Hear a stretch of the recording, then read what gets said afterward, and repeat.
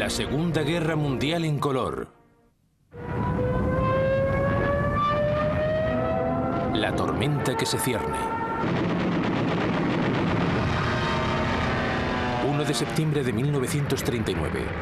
Las tropas alemanas se internan en Polonia dispuestas a conseguir una rápida e incontestable victoria. Apenas 20 años atrás, sus predecesores marchaban también, pero entonces regresaban a su patria como un ejército derrotado. Noviembre de 1918. 4 años después del inicio de la Primera Guerra Mundial, el emperador de Alemania, el Kaiser Guillermo II, se ve forzado a abdicar. Sus ejércitos han sido destrozados tras una implacable ofensiva realizada por las tropas británicas, francesas y americanas. Su pueblo se enfrenta ahora al hambre. Y una peligrosa leyenda comienza a arraigar. Los generales y las tropas se quejan de no haber sido derrotados en el campo de batalla, sino traicionados por sus propios políticos cobardes. En cualquier caso, a las 11 de la mañana del 11 de noviembre de 1918, la 11ª hora del 11º día del 11º mes, la Primera Guerra Mundial toca a su fin.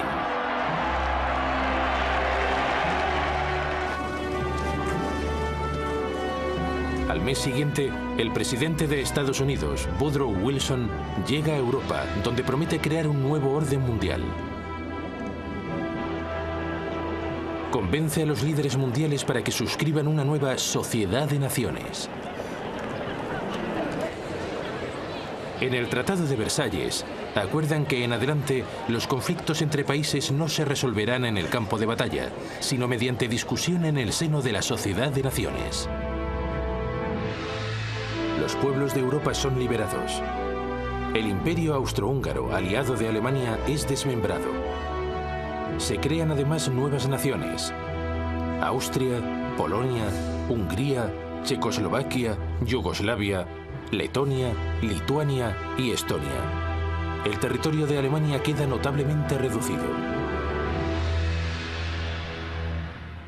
Pero este proceso es una bomba de relojería. No todos festejan el nacimiento de países como Checoslovaquia. Algunos de estos nuevos estados albergan importantes minorías alemanas. En el futuro, el anhelo de reunir todas las poblaciones alemanas se irá adueñando de Europa.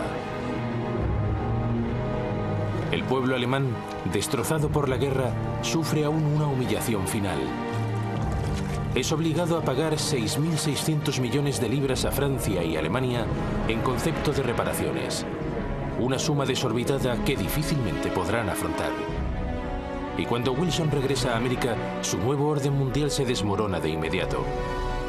El Congreso de Estados Unidos decide que no se puede arriesgar a involucrarse en una nueva guerra en Europa. Rehúsa adherirse a la Sociedad de Naciones y Estados Unidos se recluye en el aislacionismo. Ahora Alemania es una nación muy distinta. Continúa siendo el país más grande de Europa, pero su monarquía militarista se ha ido a pique. Se ha convertido en una democracia. Pero su gobierno, la denominada República de Weimar, pronto se ve sacudido por una serie de episodios convulsos. Se prodigan los enfrentamientos callejeros entre nacionalistas de extrema derecha y comunistas que intentan poner en marcha una revolución. Más adelante, en 1923, el país se ve asfixiado por una hiperinflación cuyo porcentaje aumenta en varios centenares en un solo mes. Los ahorros del pueblo llano se esfuman. Se crea así el terreno abonado para una nueva modalidad de agitadores políticos de extrema derecha. Entre ellos, Adolf Hitler. Hitler nació en Austria. Luchó valerosamente como soldado en la Primera Guerra Mundial y fue condecorado con la Cruz de Hierro. De regreso a Alemania, se establece en Múnich y su encendida oratoria enseguida le permite hacerse con el control del pequeño Partido Nacional Socialista o Partido Nazi.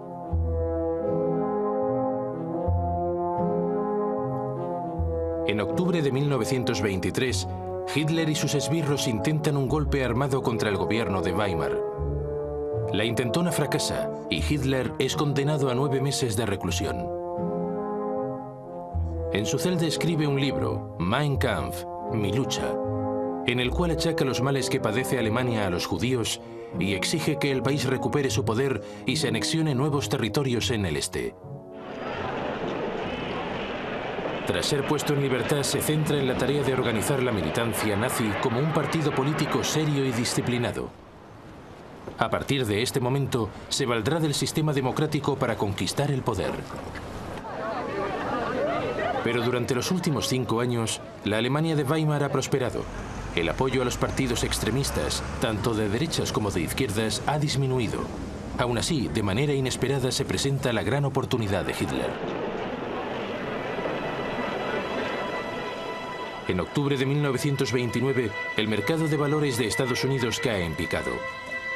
Se pierden miles de millones de dólares y una depresión económica se extiende por todo el planeta. El desempleo en Alemania se eleva a más de 6 millones de personas. Solo los políticos extremistas parecen ofrecer una solución.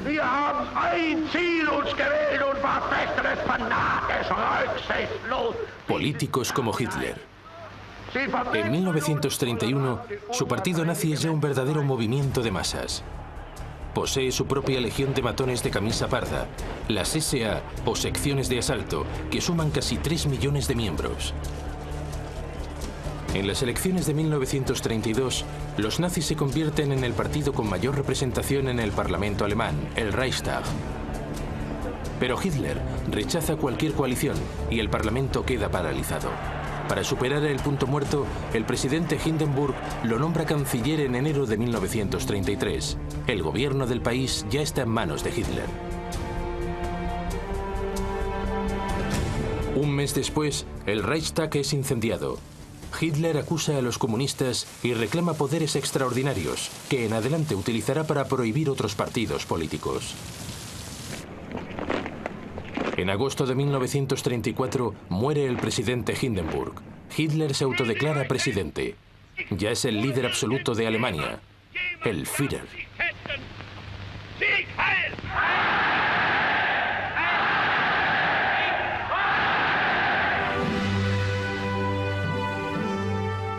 De buen principio, nada parece indicar lo que habrá de suceder. Durante los 3 años siguientes, el Führer se concentra en la recuperación de la economía alemana. A fin de reducir el desempleo, invierte millones en obras públicas, que incluyen 8.000 kilómetros de red de autopistas. Pero en secreto, gasta también grandes sumas en un programa de rearme a gran escala. En virtud del Tratado de Versalles, el ejército alemán se vio limitado a únicamente 100.000 efectivos. El país tiene prohibido poseer fuerzas aéreas, tanques o submarinos. Aquel pequeño ejército ha triplicado ya su tamaño. En 1935, Hitler hace públicas sus intenciones. Da a conocer sus flamantes fuerzas aéreas, la Luftwaffe. Posee 2.500 aviones, bastante más que Gran Bretaña o Francia. El desempleo se reduce y los nazis adquieren una enorme popularidad. Envalentonado, el Führer realiza su primer movimiento expansionista. En 1935 reocupa la región del Sarre, en la frontera francesa, que ha votado abandonar la Sociedad de Naciones para incorporarse de nuevo a la soberanía alemana. Un año después, envía tropas a la Renania, una parte de Alemania desmilitarizada en Versalles.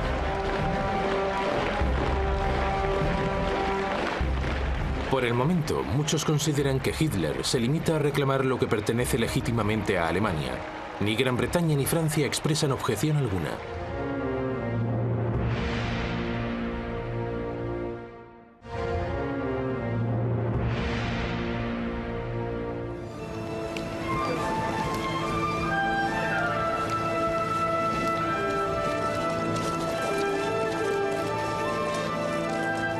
A comienzos del siglo XX, Japón es ya una potencia militar. Derrota a Rusia en una guerra en 1905 y lucha junto a los aliados en la Primera Guerra Mundial. Al terminar la guerra, Japón es una reconocida potencia mundial adscrita a la Sociedad de Naciones. Pero desde el punto de vista político, ofrece un montón de contradicciones. Formalmente es una democracia, pero la tradición feudal sigue teniendo un gran peso. La mayoría de japoneses veneran a su emperador como un dios viviente y lo contemplaban como su auténtico líder. Y el país debe hacer frente a graves problemas económicos. Su población se dispara. Y no posee recursos naturales para abastecer de combustible a las industrias que se expanden a marchas forzadas.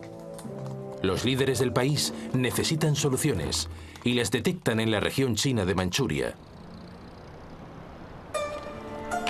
Manchuria es una tierra con grandes y fértiles campos de cereal. Posee ingentes cantidades de carbón y de minerales. Es un objetivo perfecto. Las tropas japonesas ya están allí estacionadas. Otros eventuales objetivos son las colonias gobernadas por potencias europeas. Birmania, la península malaya y Hong Kong, controladas por Gran Bretaña. Indochina, gobernada por Francia, y las Indias Orientales holandesas. Pero en este escenario, Japón ha de obrar con cautela. No es cuestión de provocar a la otra gran potencia del Pacífico: Estados Unidos. Pese a sus consignas antiimperialistas, Estados Unidos controla de facto un imperio no oficial en el Pacífico. Las Filipinas, Guam y un puñado de islas se encuentran bajo su dominio directo. Sin duda posee la fuerza suficiente para hacer frente a Japón, pero desde el final de la Primera Guerra Mundial, el país está ocupado en otras distracciones. En el transcurso de los años 20, la nación se centró en la explotación de sus vastos recursos naturales. Tuvo lugar un boom económico que parecía no tener fin. Muchos hicieron fortuna, tanto en la industria como en el mercado bursátil. Con distracciones como esta, las tropelías crecientes de Japón en el Pacífico se antojan demasiado lejanas. Estados Unidos redujo drásticamente su ejército al término de la Primera Guerra Mundial y firmó un tratado de reducción de la flota de guerra con Gran Bretaña, Francia y Japón. En consecuencia, la superioridad naval en el Pacífico se decantó a favor de Japón. Años después llega la Gran Depresión.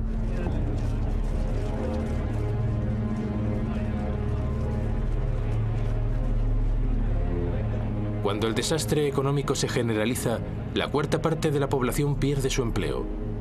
Decenas de miles de personas se quedan sin hogar y deben alojarse en barracas. Si antes América estaba distraída por la diversión, ahora lo está por el dolor. Para Japón es el momento de mover ficha.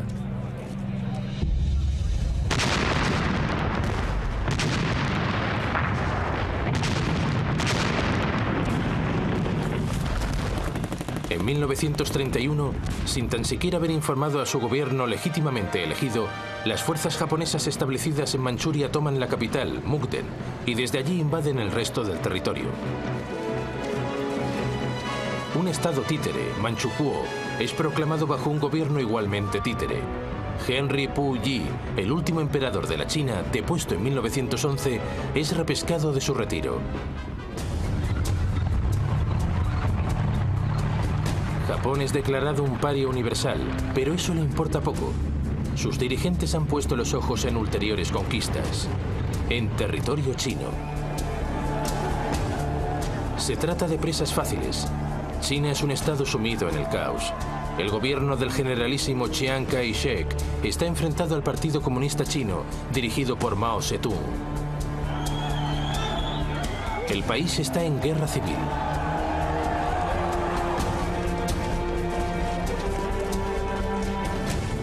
En 1936, como preludio de la invasión, los japoneses firman un pacto con Hitler. El objetivo es protegerse de cualquier ataque de la Rusia soviética cuando actúen en territorio chino. Más adelante, en julio de 1937, los japoneses provocan un incidente con las tropas chinas e invaden el país.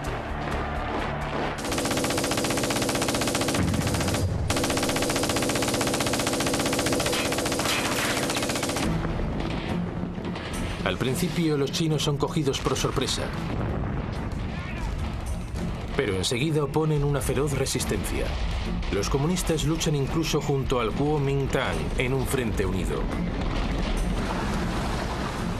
Los japoneses responden con aparatosos desembarcos y a finales de 1937 ya han invadido extensas partes del norte de China y de la costa.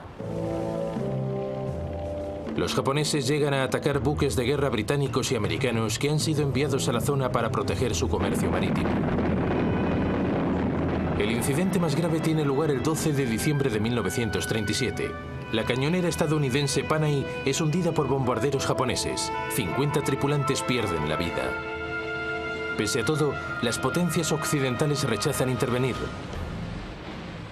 La Sociedad de Naciones se revela impotente.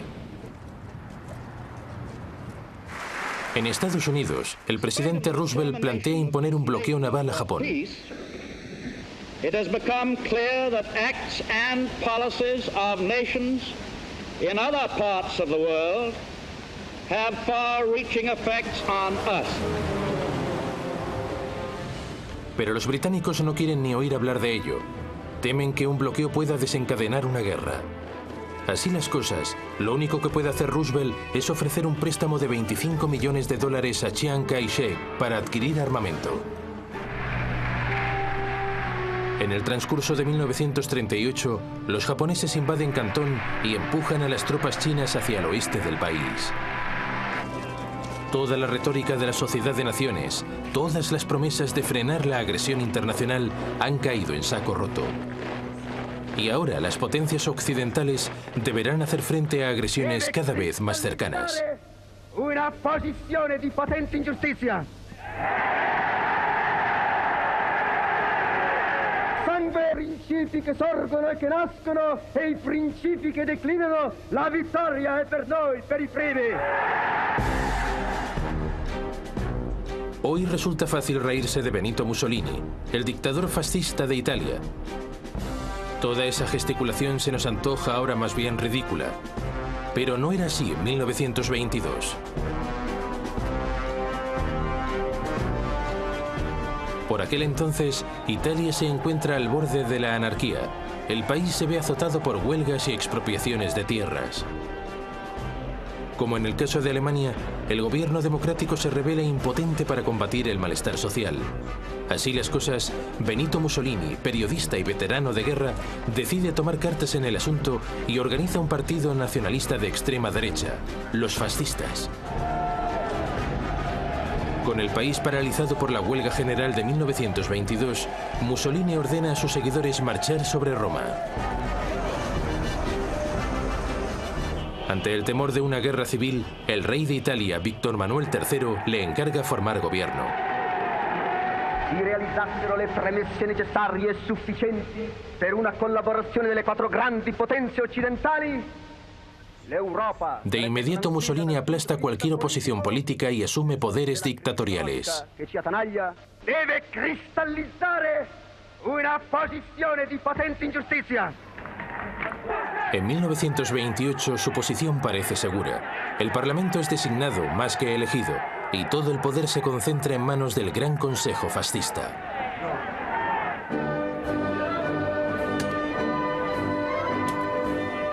Como en el caso de Hitler, las primeras decisiones de Mussolini lo hacen inmensamente popular.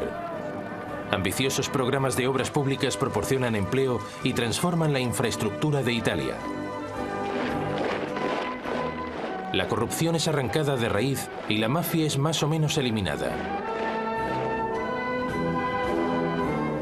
El ejército italiano se refuerza sustancialmente, entre otras cosas mediante la creación de unas fuerzas aéreas modernas y avanzadas. La armada de Mussolini en el Mediterráneo es más potente que las flotas británica y francesa juntas.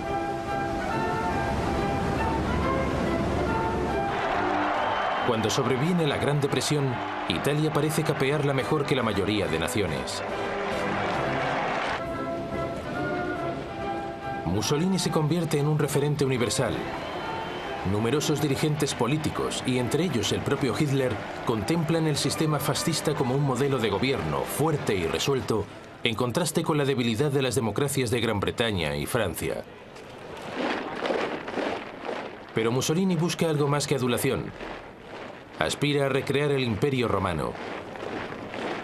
Y ya tiene en mente un objetivo para su primera adquisición imperial.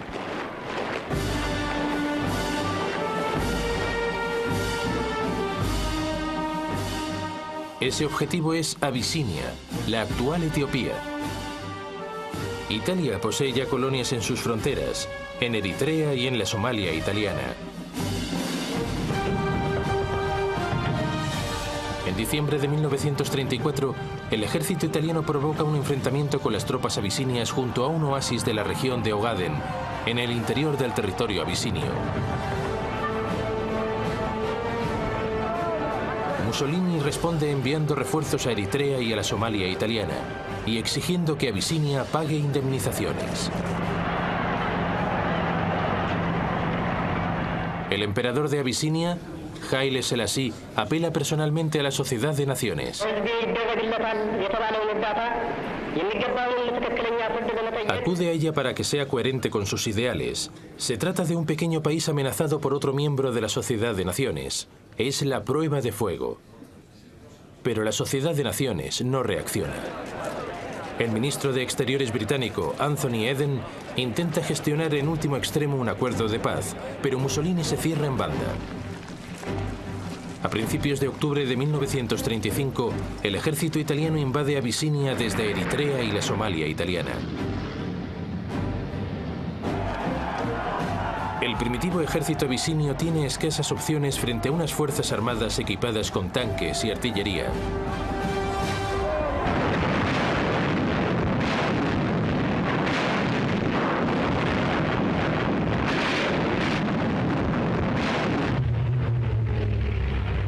La aviación italiana domina por completo el espacio aéreo y hostiga sin descanso a los abisinios. En ocasiones arroja bombas de gas, pese a que su uso está considerado un crimen contra la humanidad por el Tratado de Versalles. 6 meses después, Abisinia está ocupada por completo. El emperador Haile Selassie se ve obligado a exiliarse.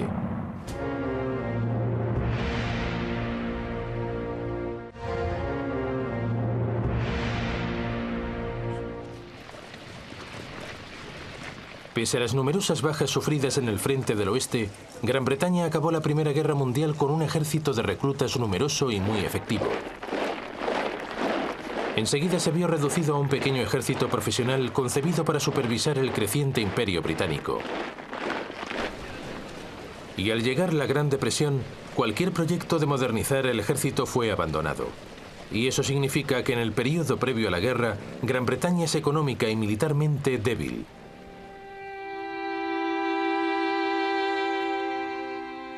Las bajas francesas durante la Primera Guerra Mundial fueron aún mayores que las británicas. Siempre recelosa de los alemanes, Francia mantuvo un nutrido ejército de reclutas, pero el índice de natalidad disminuyó en el transcurso de los años 20. Estaba claro que tendría lugar un déficit de recursos humanos entre mediados y finales de los años 30. Ahora Francia es consciente de que no puede competir contra Alemania en cuanto a número de efectivos militares.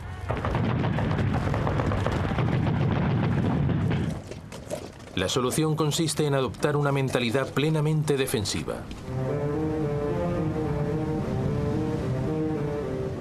La línea Maginot, levantada a partir de 1930, se compone de un cordón de fortificaciones que transcurre a lo largo de la frontera germano-francesa hasta la frontera belga. Allí, teóricamente, enlaza con otras fortificaciones diseñadas por los belgas. Este nuevo enfoque militar significa que Francia únicamente es capaz de librar una guerra defensiva. No está en condiciones de lanzar un ataque contra Italia, aunque contara con el apoyo de tropas británicas. Así pues, cuando Italia conquista Abisinia, es comprensible que ninguna de las dos potencias emprenda acción alguna. Ahora mismo les parece un escenario demasiado remoto y no están para ocuparse de problemas ajenos.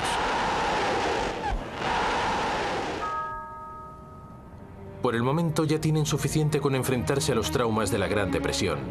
La presión resultaría excesiva y, sobre todo, ambos países se enfrentan ahora a una amenaza militar mucho más cercana. Una Alemania renaciente y rearmada. El poder de Alemania y también el de Italia están a punto de ponerse a prueba al apoyar el alzamiento de otro dictador en España. En 1936 estalla la guerra civil en España. La contienda es inusitadamente despiadada. Se enfrentan familias contra familias, comunistas contra fascistas, ateos contra creyentes. En 1931 asciende al poder un gobierno de izquierdas decidido a acabar con la secular monarquía española. El rey es forzado a exiliarse y se declara una república.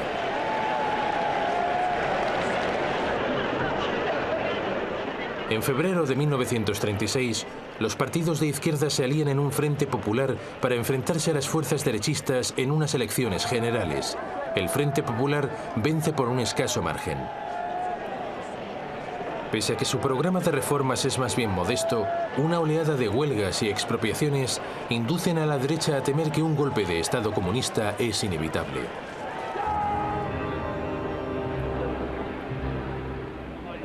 En el seno del ejército español, un bastión de la ideología católica y conservadora, los oficiales de alto rango comienzan a sopesar la viabilidad de un golpe de Estado.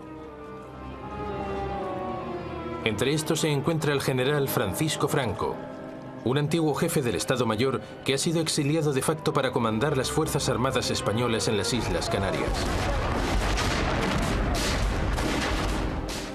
El 17 de julio de 1936, las unidades del ejército que combaten contra las guerrillas en la colonia española de Marruecos se amotinan. Al día siguiente, Franco huye para unirse a ellas, proclamando un nuevo movimiento nacionalista destinado a salvar a España del comunismo. Las guarniciones peninsulares se suman a la revuelta. El Frente Popular responde reclutando voluntarios para defender la República. El país está ya en pie de guerra.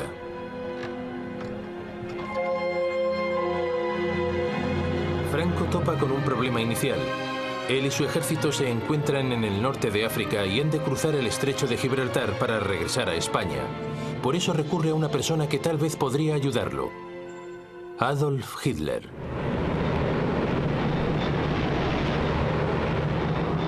Antes de un mes, los aviones de transporte de la flamante Luftwaffe de Hitler ya han habilitado un puente aéreo para trasladar a los bregados veteranos de Franco hasta el sur de España.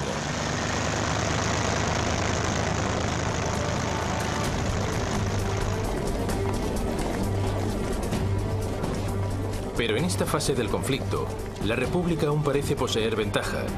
Los alzamientos militares a favor de Franco en Madrid y Barcelona han sido rápidamente aplastados, dejando la mayor parte del este del país bajo el control del gobierno republicano.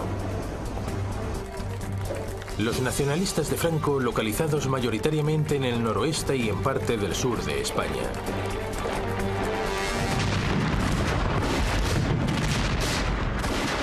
Pero la situación de los franquistas da un vuelco cuando Hitler y Mussolini comienzan a enviar tropas y armamento.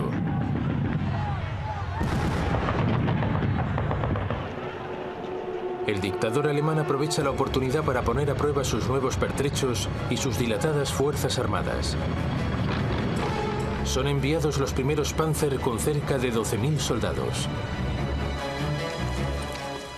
Y la Luftwaffe despliega su Legión Cóndor con sus ultramodernos bombarderos y aviones de combate.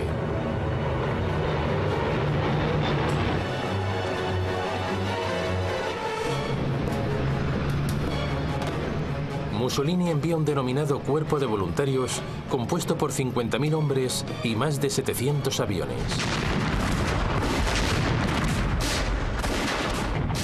Los republicanos solicitan ayuda a Gran Bretaña, Francia y la Unión Soviética.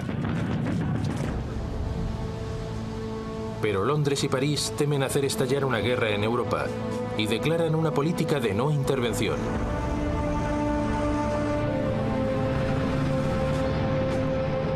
De manera harto cínica, Alemania e Italia suscriben la declaración, pero cuando se hace evidente que no dejan de enviar armas a las tropas franquistas, Joseph Stalin, el líder soviético, anuncia su disposición a ayudar a la República.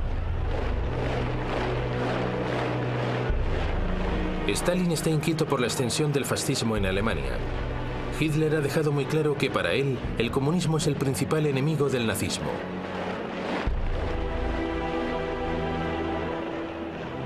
Stalin contempla el conflicto español como una manera de mantener a Alemania e Italia ocupadas mientras se fortalece el poderío militar de la Unión Soviética. Cerca de 700 asesores militares son enviados a España con tanques y aviones de combate. No es poca cosa, pero no se puede comparar a la ayuda recibida por Franco. En realidad, la principal ayuda exterior a la República no procede de ningún Estado, sino de voluntarios, las Brigadas Internacionales. Cerca de 30.000 izquierdistas americanos, británicos, franceses y alemanes se alistan para combatir en España.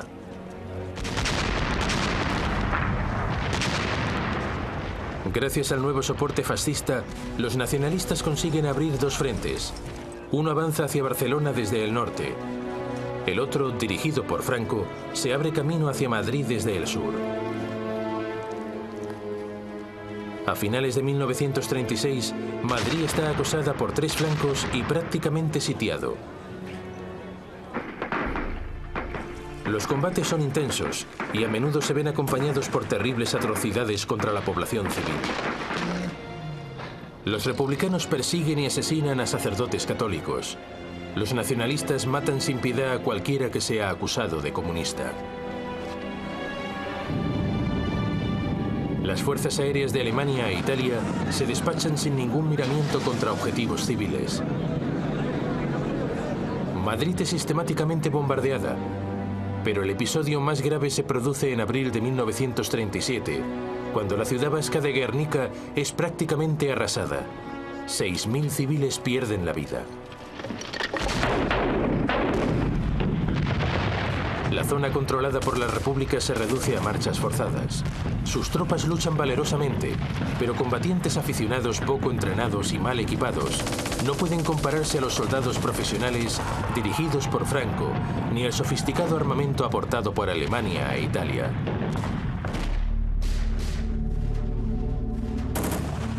A medida que la guerra se va alargando, los combates en la periferia de Madrid se convierten en un símbolo de la determinación de las izquierdas de no ser aplastadas por una dictadura de corte fascista. Pero entre bastidores, la alianza republicana se viene abajo.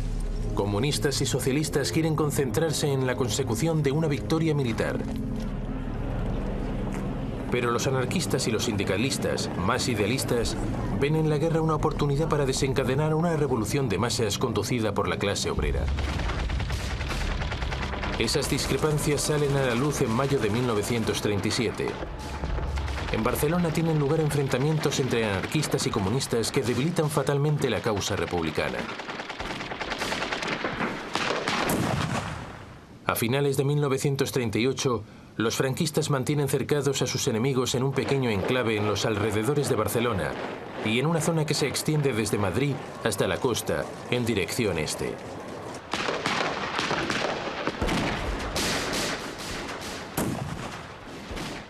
Madrid continúa resistiendo, pero las brigadas internacionales ya se han retirado.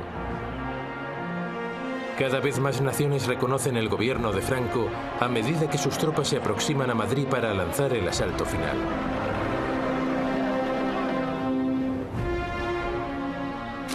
A finales de marzo de 1939, los defensores de Madrid están extenuados después de casi 3 años de combates. La capital, finalmente, se acaba rindiendo.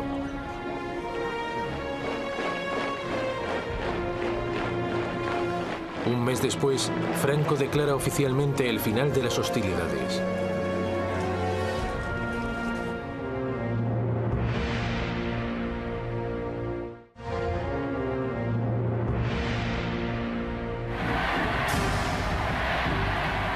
Desde el momento en que es nombrado canciller de Alemania, el 30 de enero de 1933, Hitler comienza a poner en práctica sus ambiciones a largo plazo. El 3 de febrero revela a sus comandantes que su objetivo final es conquistar territorios en el este de Europa y germanizarlo de manera implacable. Los comandantes reciben instrucciones de preparar una expansión a gran escala. Pese a que Alemania tiene prohibidos los tanques, un acuerdo secreto con la Unión Soviética, firmado en 1923, ha permitido desarrollar diseños de tanques y experimentar nuevas tácticas con vehículos blindados. En el transcurso de los años en que sus fuerzas aéreas han estado prohibidas, Alemania ha continuado perfeccionando su capacidad de construir aparatos civiles. Y los clubes de aviación y de vuelo sin motor suministran una reserva de experimentados pilotos. Hitler revela la existencia de la Luftwaffe en marzo de 1935. Anuncia entonces que el ejército alemán ha crecido hasta los 300.000 efectivos y que se reintroduce el servicio militar obligatorio. Gran Bretaña y Francia protestan débilmente por esa flagrante violación del Tratado de Versalles. Poco después, aunque lentamente y a regañadientes, comienzan a rearmarse. En 1934, los nazis austríacos intentan tomar el poder y unificar su país con Alemania. A fin de cuentas, los austríacos hablan alemán, si bien nunca han formado parte de un Estado alemán. En febrero de 1938 se descubre un nuevo complot nazi. El canciller austríaco Kurt von Schuschnigg protesta ante Hitler. Hitler responde exigiendo que Austria deje de maltratar a los nazis austríacos y se unifique con Alemania.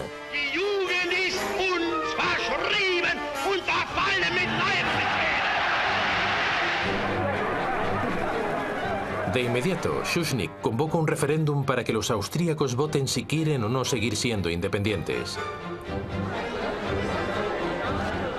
Pero el 12 de marzo de 1938, la víspera del referéndum, ante el temor de que el resultado no sea el deseado, Hitler envía sus tropas.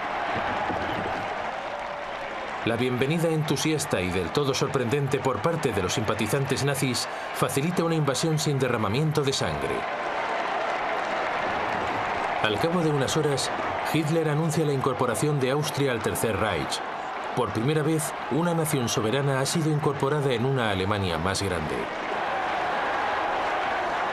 Una vez más, las democracias europeas no han sabido reaccionar. En verano de 1938, Hitler se lanza a por su segunda presa, Checoslovaquia. Una importante minoría alemana puebla el noroeste del país, en un área conocida como la región de los Sudetes. Estos Sudetes alemanes formaban parte del antiguo imperio austríaco, pero quedaron aislados cuando se creó Checoslovaquia en 1919. Eso fue una bomba de relojería que inició su cuenta atrás en el momento en que fue firmado el Tratado de Versalles. Hitler exhorta a los Sudetes alemanes a exigir autonomía y amenaza al gobierno checo con usar la fuerza si se niega a concederla. Lejos de dejarse intimidar, el gobierno checo ordena una movilización general y se prepara para resistir. El ejército checoslovaco es numeroso y está bien equipado, y posee excelentes fortificaciones en la frontera con Alemania. Hitler da marcha atrás. Poco después, a principios de septiembre, ante el temor de una guerra inminente, el primer ministro británico, Neville Chamberlain, decide actuar como mediador. Viaja 2 veces a Alemania para reunirse con Hitler. El dictador nazi le asegura que si le es cedida la región de los Sudetes, no reivindicará ningún otro territorio en Europa.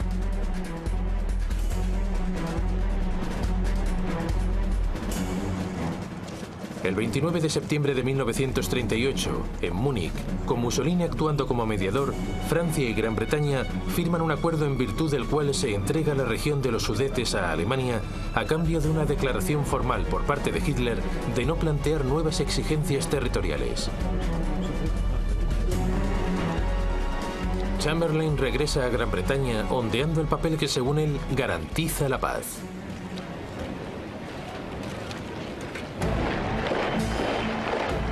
Y así, el 1 de octubre las tropas alemanas ocupan la región de los Sudetes y se apoderan de las fortificaciones fronterizas checas. Hitler ya ha comenzado a evaluar su próximo objetivo, Polonia. Eine große Nation muss dauernd zusehen, wie gegen Recht und vertragliche Bestimmungen Angehörige des Blutes. Una vez más, el pretexto es una minoría alemana aislada a resultas del Tratado de Versalles. Hitler exige la devolución del puerto de Danzig al Estado alemán, para que Prusia Oriental pueda estar conectada con el resto de Alemania. Los polacos se niegan y Hitler titubea. Aún no está del todo preparado para una guerra total y todavía no ha concluido sus asuntos en Checoslovaquia. En marzo de 1939, la parte oriental del país, Eslovaquia, que es étnicamente distinta a las regiones checas, apela a Hitler para conseguir una mayor independencia. Hitler llama a Berlín al primer ministro checoslovaco, Emil Hácha, y lo intimida para que ponga su país bajo protección alemana.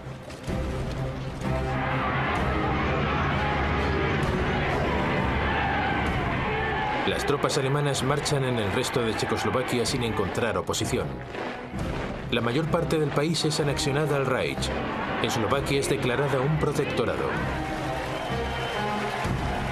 Por primera vez, Hitler ha ocupado territorios no germanófonos, pero de nuevo las protestas de Gran Bretaña y Francia no pasan de discretas. A finales de marzo, Hitler reitera su exigencia de que Polonia renuncie a Danzig. Esta vez Francia y Gran Bretaña anuncian inequívocamente que declararán la guerra si Polonia es atacada. Pero de momento, a Hitler le importa poco si lo harán o no. Está convencido de que serían rivales débiles e indecisos.